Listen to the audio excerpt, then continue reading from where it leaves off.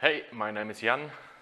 This is my first attempt to burn in this wok. I build a wok station, I bought this wok, and I build a wok burner. It's not completed yet, it's in a prototype state, but it's good enough now, so I think to burn in that wok. I saw a lot of YouTube videos, I read the instructions, so let's give it a shot. So since this wok has no handle, I brought myself a wet towel.